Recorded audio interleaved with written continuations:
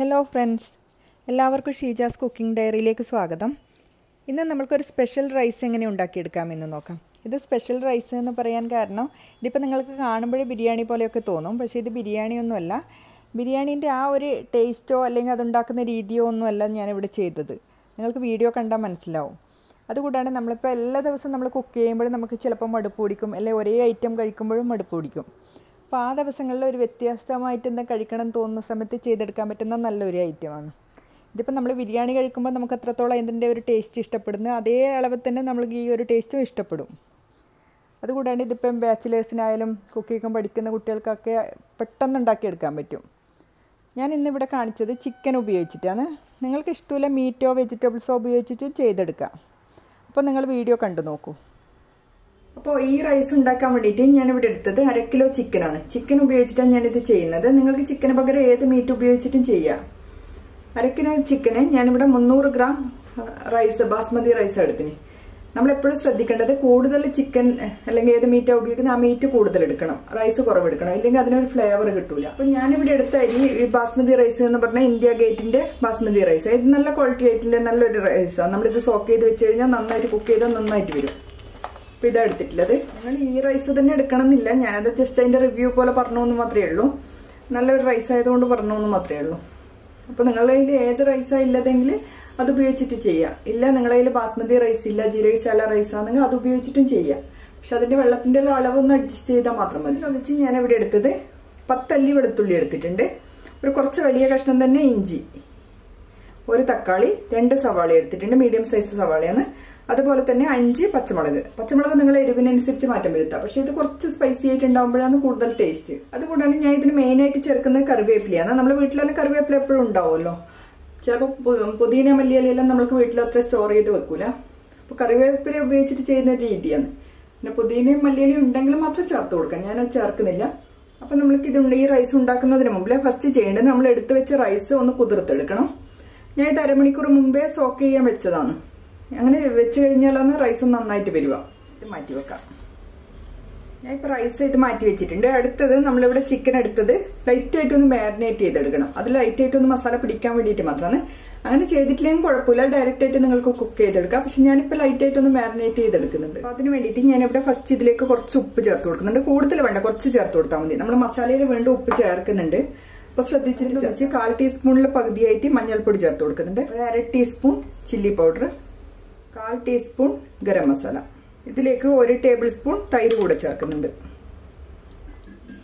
അടുത്തത് ഇത് നന്നായിട്ടൊന്ന് മിക്സ് ചെയ്തെടുക്കണം. നന്നായിട്ട് മിക്സ് ചെയ്തിട്ട് നമ്മൾക്കിത് മാറ്റി വെക്കാം. ഈ സമയം കൊണ്ട് നമ്മൾക്ക് ഇതിൻ്റെ മസാല ഉണ്ടാക്കിയെടുക്കണം. അപ്പം ഞാനിവിടെ ചിക്കൻ മിക്സ് ചെയ്തിട്ട് മാറ്റി വെച്ചിട്ടുണ്ട്.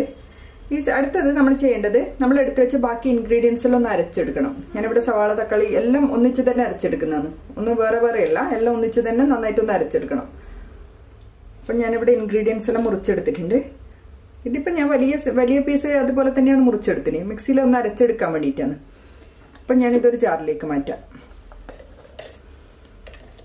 ഇതിൻ്റെ ഒന്നിച്ച് ഞാൻ ഇതുപോലെ കുറച്ച് കറിവേപ്പില കൂടി ചേർത്ത് കൊടുക്കുന്നുണ്ട്. ഒരുപാട് കൂടുതൽ വേണ്ട, ഒരു തണ്ട് മതി. ഈ ഒരു ഇതുപോലെ ഇത് ചേർത്ത് കൊടുക്കുക, നല്ലൊരു ഫ്ലേവർ കിട്ടും. അതിന് ഞാനിതൊന്ന് അരച്ചെടുക്കാം. നമ്മളിത് വെള്ളം ചേർക്കേണ്ട ആവശ്യമൊന്നുമില്ല. തക്കാളിയും സവാളയിലെല്ലാം നന്നായിട്ട് വെള്ളം ഉണ്ടാവും. അപ്പോൾ അരച്ചെടുക്കാൻ ഈസിയാണ്. ഞാൻ ഇത് അരച്ചെടുക്കാം. അപ്പം ഞാനിതിവിടെ അരച്ചെടുത്തിട്ടുണ്ട്. ഇതിപ്പോൾ ഒരുപാട് പേസ്റ്റ് ഒന്നുമല്ല, ചെറിയ ചെറിയ കഷ്ണങ്ങളൊക്കെ ഉണ്ട്. അതൊന്നും കുഴപ്പമില്ല. നമ്മളിത് നന്നായിട്ടൊന്ന് വഴറ്റിയെടുക്കുന്നുണ്ട്. അപ്പോൾ അതെല്ലാം ശരിയായിട്ട് വരും.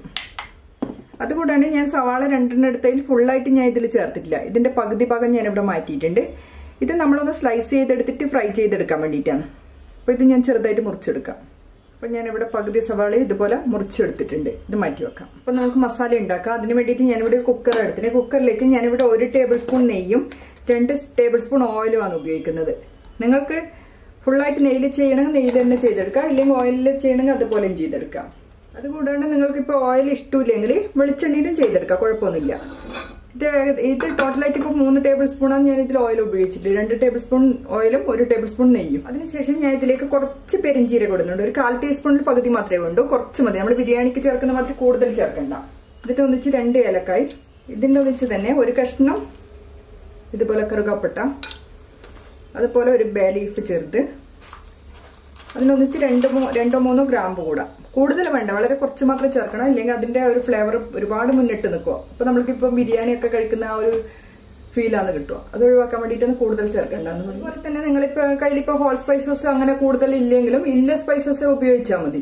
ബാക്കി നമ്മൾ അതിൽ കുറച്ച് ഗരം മസാലയോ അല്ലെങ്കിൽ മീറ്റ് മസാലയോ ചേർത്ത് കൊടുക്കുന്നുണ്ട് ലാസ്റ്റ്. അപ്പോൾ അത് ചേർത്താൽ മതി. നന്നായിട്ട് ചൂടായിട്ടുണ്ട്. അടുത്തത് ഇതിലേക്ക് നമ്മൾ മുറിച്ച് വെച്ച സവാള ചേർത്ത് കൊടുക്കുക. ഇത് ലൈറ്റ് ഒരു ഗോൾഡൻ കളർ ആകുന്ന വിധത്തിൽ ഫ്രൈ ചെയ്തെടുക്കണം. അപ്പോൾ സവാള ഏകദേശം ഇവിടെ നന്നായിട്ട് ബ്രൗൺ കളർ ആയിട്ടുണ്ട്. ഒരുപാട് ബ്രൗൺ കളർ ആവേണ്ട ആവശ്യമൊന്നുമില്ല, ലൈറ്റ് ആയിട്ട് ഇതുപോലെ ആയാൽ മതി. ഈ സമയം തന്നെ നമ്മൾക്കിവിടെ അരച്ച് വെച്ച് ഈ ഒരു പേസ്റ്റ് ഇതിലേക്ക് ചേർത്ത് കൊടുക്കണം. ഫുള്ളായിട്ട് ചേർക്കാം. അപ്പം ഞാനിവിടെ നമ്മൾ അരച്ച് വെച്ച പേസ്റ്റ് ഇതിൽ ഫുള്ളായിട്ട് ചേർത്തിട്ടുണ്ട്, ഇട്ട് കൊടുത്തിട്ടുണ്ട്.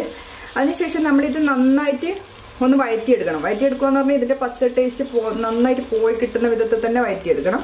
ഇത് കുറച്ച് ടൈം എടുത്തിട്ട് ചെയ്യേണ്ടതാണ്. മീഡിയം ഫ്ലെയിമിൽ വെച്ചിട്ട് ചെയ്താൽ മതി. ഇതിപ്പോൾ ഈ ഒരു പച്ച ടേസ്റ്റ് മാറി കിട്ടിയിട്ടില്ലെങ്കിൽ നമ്മൾ പെട്ടെന്ന് തന്നെ ചെയ്തെടുക്കുന്നതാണെങ്കിൽ അത്ര ടേസ്റ്റ് വരില്ല. ആ ഒരു പച്ച ടേസ്റ്റ് പോയി കിട്ടിയാലേ അതിന് ആ ഒരു നല്ല കറക്റ്റ് ആയിട്ടുള്ള ടേസ്റ്റ് വരുള്ളൂ. അപ്പോൾ പ്രത്യേകം ശ്രദ്ധിക്കേണ്ടതാണ്. ഇതിൽ മെയിനായിട്ടുള്ള ഒരു കാര്യം ഇത് മാത്രമാണ്. അപ്പം ഞാൻ ഏകദേശം ഇവിടെ ഒരു 10-12 മിനിറ്റോളായി ടൈമായി ഞാൻ ഇത് ഇതുപോലെ ഇളക്കി കൊടുക്കുന്നത്. ഇപ്പം ഏകദേശം നന്നായിട്ട് വെന്തിട്ടുണ്ട്. അതിൻ്റെ പച്ചമണെല്ലാം നന്നായിട്ട് പോയിട്ടുണ്ട്.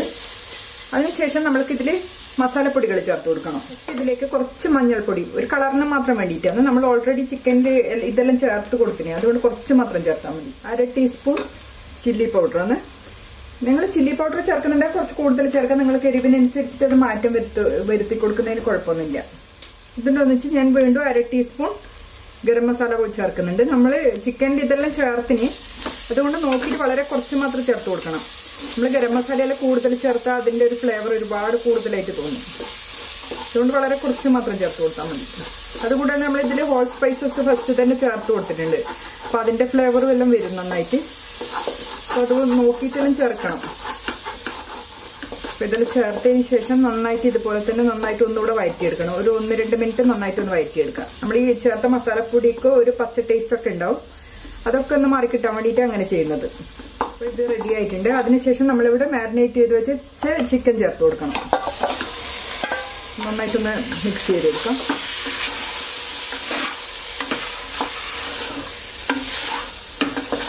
അടുത്തത് നമ്മൾ ഇതിൽ കുറച്ച് ഉപ്പ് ചേർത്ത് കൊടുക്കണം. നമ്മൾ ഈ ചിക്കനിൽ ഓൾറെഡി ഉപ്പ് ചേർത്തിട്ടുണ്ട്. പക്ഷെ മസാലയിൽ ഉപ്പ് പിടിക്കണമെങ്കിൽ കുറച്ചുകൂടെ ഉപ്പ് ചേർത്ത് കൊടുക്കണം.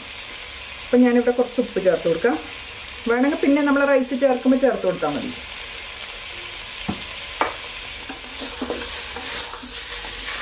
അതിനുശേഷം ഞാനിതൊന്ന് മൂടി വെച്ച് വേവിപ്പിക്കുന്നുണ്ട്. ഏകദേശം 2 മിനിറ്റ് വേവിപ്പിച്ചാൽ മതി.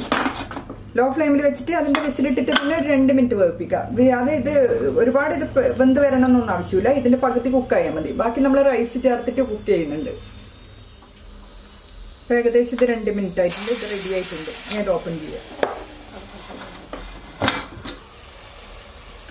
ഇത് നന്നായിട്ടൊന്ന് മിക്സ് ചെയ്ത് കൊടുക്കാം. ഇതുപോലെ നമ്മൾ വെള്ളം ചേർക്കാണ്ട് തന്നെ ചെയ്യണം. എന്നാലേ ആ മസാലയൊക്കെ ചിക്കനിൽ നന്നായിട്ട് പിടിച്ച് കിട്ടൂല. വെള്ളം ചേർത്ത് കഴിഞ്ഞാൽ മസാല അങ്ങനെ ചിക്കനിൽ പിടിക്കൂല. അതുകൊണ്ടാണ് ഇതുപോലെ ചെയ്തിട്ട് തന്നെ ഒന്ന് വേവിപ്പിച്ചെടുക്കാൻ പറയുന്നത്. അടുത്തത് നമ്മൾക്കിതിൽ കുറച്ച് കറിവേപ്പില ചേർത്ത് കൊടുക്കണം. നമ്മൾക്കിതിൽ കൂടുതൽ കറിവേപ്പിലേൻ്റെ ഒരു ഫ്ലേവറാണ് ഉണ്ടാവേണ്ടത്. അപ്പോഴാണ് നല്ലൊരു ടേസ്റ്റ് ഉണ്ടാവുക. നാടൻ ഒരു ടേസ്റ്റ് കിട്ടാൻ വേണ്ടിയിട്ട് കറിവേപ്പില ചേർത്ത് കൊടുക്കുന്നത്. അതിനുശേഷം നമ്മൾക്ക് ഇവിടെ കഴുകിയെടുത്ത് വെച്ച അരി ഇതിലേക്ക് ചേർത്ത് കൊടുക്കണം. ഇത് 1/2 മണിക്കൂർ സോക്ക് ചെയ്തതാണ്. അതിനുശേഷം ഞാൻ കഴുകിയെടുത്തതാണ്. ഇത് ചേർത്ത് കൊടുക്കാം.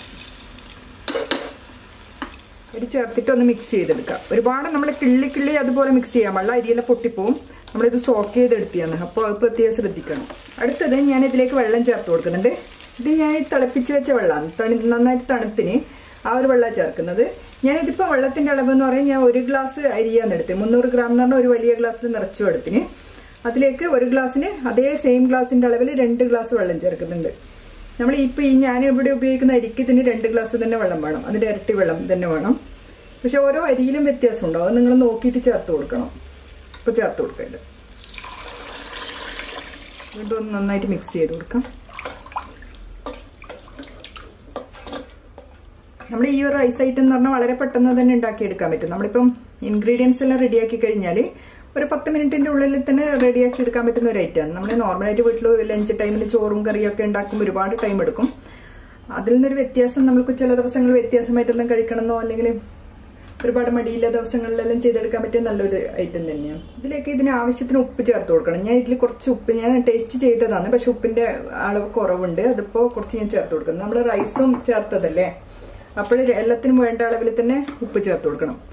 അതുകൊണ്ട് നമ്മൾ ഒരുപാട് ഉപ്പ് കൂടുതൽ ചേർക്കാൻ പാടില്ല, കുറഞ്ഞു പോകാനും പാടില്ല. അതൊക്കെ ശ്രദ്ധിക്കേണ്ട കാര്യങ്ങളാണ്. അപ്പം ഇത് ഏകദേശം തിളച്ച് വരുന്നുണ്ട്. അപ്പം ഞാനിതിവിടെ മൂടി വെക്കാം. മൂടി വെച്ചതിന് ശേഷം നമ്മൾക്ക് ഇതിന്റെ നോബിന്ന് സ്റ്റീം വരുമ്പോഴും മാത്രം വെയിറ്റ് ഇട്ട് കൊടുത്താൽ മതി. അപ്പം ഞാനിവിടെ സ്റ്റീം വന്നേരം ഇതിന്റെ വെയിറ്റ് ഇവിടെ ഇട്ട് കൊടുത്തിട്ടുണ്ട്. ഇത് വെയിറ്റ് ഇട്ടതിന് ശേഷം ഒരു വിസിൽ വരണം. ഫുൾ ഫ്ലെയിമിൽ വെച്ചിട്ട് ഒരു വിസിൽ വരണം. അതിനുശേഷം നമ്മൾ മീഡിയം ഫ്ലെയിമിൽ നിന്ന് കുറച്ച് കുറവായിട്ടുള്ള ഇതിലേക്ക് മാറ്റിയിട്ട് ടോട്ടലായിട്ട് 5 മിനിറ്റ് കൊണ്ട് തന്നെ വെന്ത് കിട്ടും. അപ്പോൾ ഇത് 5 മിനിറ്റ് ആയിട്ടുണ്ട്. ഞാനിവിടെ ഫ്ലെയിം ഓഫ് ആക്കാം. നമ്മളിത് ഓഫാക്കി അപ്പം തന്നെ ഇത് ഓപ്പൺ ചെയ്യാൻ പാടില്ല. ഇത് നന്നായിട്ടൊന്ന് തണുത്തതിന് ശേഷം മാത്രം ഓപ്പൺ ചെയ്തെടുക്കാം. അപ്പം ഞാനിതിവിടെ ഫ്ലെയിം ഓഫ് ആക്കിയിട്ട് കുറച്ച് സമയമായി. ഏകദേശം ഇതിന്റെ സ്റ്റീമെല്ലാം പോയിട്ടുണ്ട്. അപ്പം ഞാൻ ഇത് ഓപ്പൺ ചെയ്ത് കാണിക്കാം. അപ്പം നന്നായിട്ട് റൈസ് വെന്തിട്ടുണ്ട്.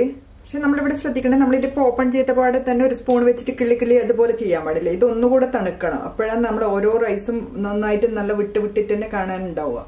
ഇല്ലെങ്കിൽ നന്നായിട്ട് കുഴഞ്ഞു പോകും. നമ്മൾ പെട്ടെന്ന് ചൂടോട് തന്നെ ഇത് മിക്സ് ചെയ്ത് കഴിഞ്ഞാൽ അത് കുഴഞ്ഞ പോലെ ഉണ്ടാവും, ഒരുപാട് കുഴഞ്ഞ പോലെ ഉണ്ടാവും. അങ്ങനെ ഉണ്ടാവാൻ പാടില്ല. അപ്പോൾ ഞാൻ നോർമലായിട്ട് ചെയ്യുന്ന രീതി തന്നെ, എനിക്ക് ബാക്കി എല്ലാവരും എങ്ങനെയാണെന്ന് അറിയില്ല. പക്ഷെ അതുപോലെ എനിക്ക് എപ്പോഴും നല്ലതായിട്ട് തോന്നിയിട്ടുണ്ട്. നമ്മൾ കുറച്ചൊന്ന് തണുത്തതിന് ശേഷം മിക്സ് ചെയ്തെടുക്കാം.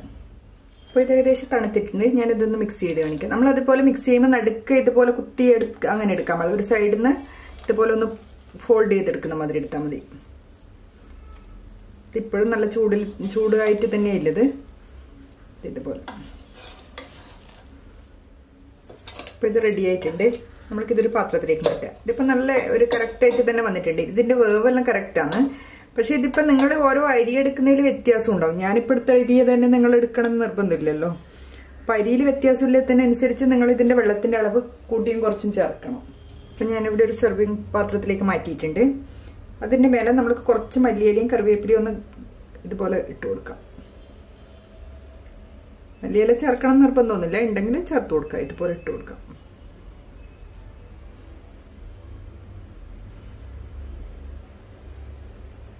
അപ്പം ഞാനിവിടെ റൈസ് റെഡിയാക്കിയിട്ടുണ്ട്.